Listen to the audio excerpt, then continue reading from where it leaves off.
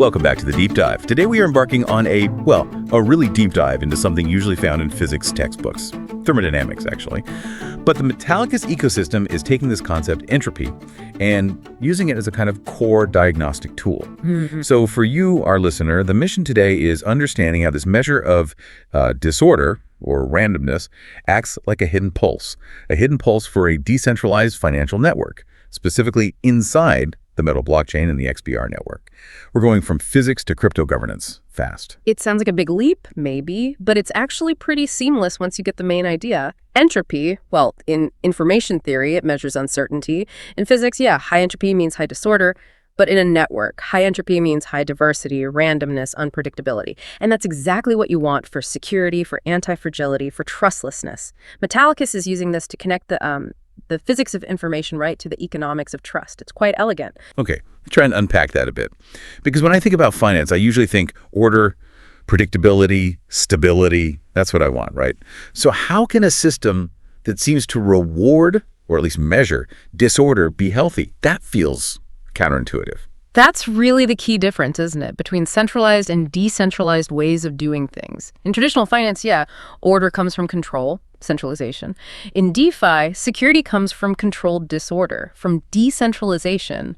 Think about it. If your transaction patterns or your governance become too orderly, too predictable. And they're easy to game, easy to attack. Exactly. Predictability becomes a vulnerability. So you need that element of randomness. Okay, so let's start right at the bottom layer then, the foundations. How does this idea of randomness apply to, say, the Metal blockchain's basic operations, transaction flows? Right. So the first application is what we call transaction entropy. We're not just looking at how many transactions there are, the volume, that's useful, but it's not the whole story. We're measuring how distributed they are, how diverse, how unpredictable those flows are across all the different subnets and nodes. And how is that better than just, checking the transaction count? Or maybe using something like a Jellicoe coefficient for asset distribution? Good question. Volume just gives you the magnitude, right? It doesn't tell you if all that activity is just between two big players or spread across thousands. And the Jellicoe coefficient, that looks at how assets are held. Static distribution. Entropy looks at the activity, the probability distribution of what's actually happening. So if your transaction flow has high entropy, it means activity is scattered, lots of different actors, lots of different routes. It looks random, organic. And that high entropy is a mathematical sign of genuine decentralized health. But low entropy, that means the flow is predictable. Maybe it's just a few bots doing the same thing over and over.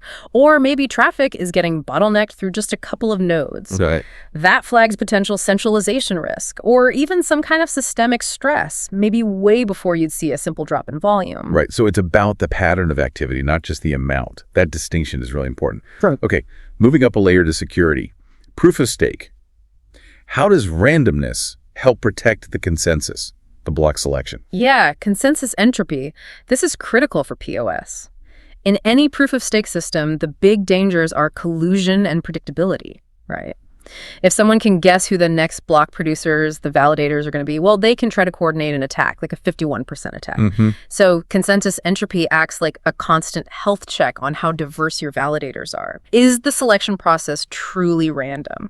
So for the Metallicus POS model, these entropy metrics can be used to check that validator rotations and selections really are random. And if the system starts picking the same few nodes too often, the entropy score drops. Exactly. If it becomes predictable, the entropy goes down, and that's a signal the security model might be weakening. It's losing its randomness. It's all about the math of unpredictability, ensuring fairness and security. Yes. High entropy and validator selection is what you need to guard against those kinds of predictive attacks. Now, this next bit really caught my eye. You mentioned this randomness measure becoming a tool for compliance. How on earth does measuring disorder help you spot, say, money launderers? Yeah, this is data entropy for compliance. It's a really powerful angle within Metallicus's digital identity and KYSMML framework. Think about how bad actors often behave, especially automated ones like bots or certain money laundering schemes. They tend to be repetitive, predictable. Like sending loads of tiny identical transactions, Yeah. or always using the same path through the network. Exactly that. Very low entropy behavior. It stands out. Entropy analysis is great at spotting anomalies because it first learns what healthy randomness looks like for the network. It establishes a baseline. So if a user's activity suddenly shifts and becomes very low entropy, too neat, too repetitive, too predictable, it gets flagged. The entropy score deviates, signaling that this behavior might be artificial or suspicious. Wow. So you're using the natural high-entropy chaos of a healthy network to pinpoint the artificial low-entropy order of potential bad actors. Yeah. That's clever. It's a very effective approach, yes, using physics principles for financial security. Okay, let's shift gears now. We've talked technical layer, security. Let's move to the economic layer. We're talking tokenomics now, market health. Yeah. And Metallicus has multiple assets, right? XPR, XMD, MTL, metal, loan. Right. We're moving from how the chain itself works, how data moves, to how information and value spread through the market structure. Entropy modeling here tracks the movement and the relationships between all these different tokens at the same time. Okay, maybe just quickly remind us, XPR is the main utility token for the XPR network, gas and stuff, and XMD is the stablecoin. That's the core, yes. XPR is the engine, XMD provides stability. So when we apply entropy analysis here, we're looking at information flow within the markets for these assets. Take XPR, for example. High entropy would suggest really decentralized liquidity. Lots of different people trading, using it, staking it in unpredictable ways. Strong organic engagement. A sign the token is widely used and not just sitting in a few wallets. Exactly. It's dynamic. And what about when the entropy score for XPR drops? What does that tell you? Is it predictive? It can be, yes. Low entropy is a strong signal of concentration. It might mean large-scale buying by just a few players, or maybe a huge chunk of the supply just got locked up in staking contracts and isn't moving, or it's just dormant. So predictability is returning to the supply side. Precisely. And that often comes before market shifts or increased volatility because concentration risk is building up. It tells you where control might be consolidating, which is powerful information. That gives a much deeper view than just looking at a price chart, doesn't it? Absolutely. It's about market structure dynamics. Okay, now for XMD, the stablecoin, stability is key, obviously. Yeah. And that relies on the reserves backing it. How does entropy help measure the quality of that stability? This is a really important use case. Stability isn't just about having enough reserves, it's about how diverse those reserves are. Entropy analysis looks at the diversity of the assets collateralizing XMD. Let's say, hypothetically, the backing was 90% Bitcoin and 10% Ethereum. Well, those two assets are pretty highly correlated, right? They often move together. Yeah. That reserve system would have low entropy. It's not very diverse. And the risk there is? The risk is correlation. If there's a broad market downturn affecting both Bitcoin and Ethereum, a low entropy reserve pool will likely see all its assets drop in value together. That puts immediate stress on the stablecoin's peg. I see. But if you have high entropy reserves, a wide mix of different, less correlated assets, then a shock to one part of the market might not affect the others as much. So high entropy in reserves means better diversification, which means better protection against specific market shocks, more resilient stability. Exactly. Stability through diversification, mathematically measured by disorder, or rather, by diversity. Okay, that makes perfect sense. Wild. Now, let's look at a bit the future layer. Metallicus is talking about integrating AI governance, even things like that AI robot kitty companion concept. Where does entropy fit in there? This is where entropy really becomes about defining the network's intelligence potential, its capacity to learn and adapt. Right, so the idea is the network will have AI nodes, DeFi bots, maybe these future kitties, helping run things. Yeah. But there's a risk, isn't there? If all the AI learns from the same limited data or gets stuck in the same strategies. They become repetitive. They converge. That's a known issue in AI called mode collapse, or developing repetitive bias. And that would be low entropy behavior for the AI collective. Precisely. So AI governance entropy is the metric designed to monitor and ensure that the AI nodes maintain diversity. Creative diversity, data diversity. If the collective intelligence becomes too predictable, if all the kitties start making the same trades or processing data the same way, the network loses its edge, its resilience. It loses its adaptive capacity. You need that high entropy learning environment to keep things dynamic and innovative. So high entropy literally measures the intellectual health and variety within the AI system. Wow. And this links to the overall idea of network intelligence growth. Yes.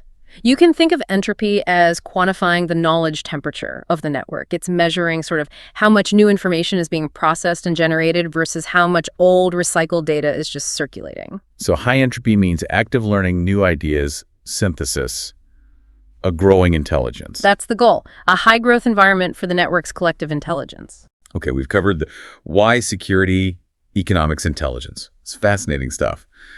But what does it actually mean for you, the user? How does this complex physics concept actually get deployed? How do we see it? Right, the practical side. Implementation really focuses on two things: visibility and, interestingly, incentivization. For visibility, these entropy metrics aren't just buried in code somewhere. The plan is to have entropy dashboards built into analytical tools people use, like Metallicus or TDBN analytics. And what would I see on a dashboard like that? Would it be understandable? The aim is clarity. You'd likely see real-time, maybe color-coded entropy scores for the key areas we've discussed, like transaction flow entropy for different parts of the network, validator diversity entropy, token flow entropy for XPR, XMD. It turns this complex idea into a relatively simple visual health indicator you can actually monitor. Green is good, red might need attention, that sort of thing. Okay, that makes it tangible. Visibility is one thing.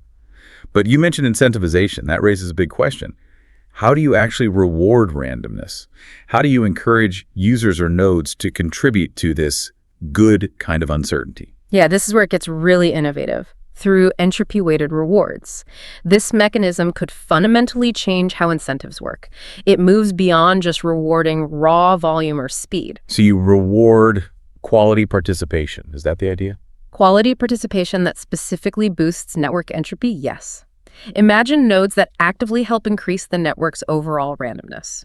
Maybe they process transactions on less busy subnets, helping distribute the load, or they diversify where they stake their assets, or they just engage in varied, non-repetitive activity that balances traffic. Okay. Those nodes, under this model, could potentially earn higher yields or staking rewards. You're literally designing the system to pay participants to increase the mathematical randomness and diversity of the whole network. That really shifts the paradigm, doesn't it? You're not just optimizing for efficiency in the traditional sense, but for decentralized resilience, making uncertainty profitable. Exactly. It aligns individual incentives with the overall health and anti-fragility of the network. And just to loop back quickly to security, this all feeds into the AI compliance entropy scoring too. Yes, it creates a really adaptive system for KYC/ML. Because the system learns what healthy organic randomness looks like, the AI can use that entropy score to spot anomalies much more effectively. It's constantly learning new ways deviation can occur, signaling risk. It's not looking for one specific pattern. It's looking for a loss of that natural human-like randomness. Okay, we've covered a lot of ground here, from physics to finance to AI, and established that this concept, entropy, is really foundational to how Metal blockchain aims for security, stability, and intelligence. I think the core takeaway really is that entropy serves as this measure of how alive, how diverse, and ultimately how intelligent the network is. It manages to synthesize the physical math of information with the economic principles of trust in a decentralized world. It ties it all together into one powerful metric. In thinking about that idea of rewarding uncertainty, rewarding balanced traffic, it leads to a provocative thought, doesn't it? In traditional finance, we value predictability above almost everything. Stability means things staying the same. But this model, as we've discussed, explicitly designs rewards to maximize mathematical uncertainty and randomness. So how does a system where, in a sense, chaos is incentivized, how does that change what you or I should expect from reliability and security in digital finance? Well, it forces us to really redefine what stability means in a decentralized context. Maybe stability isn't about things being static or perfectly predictable.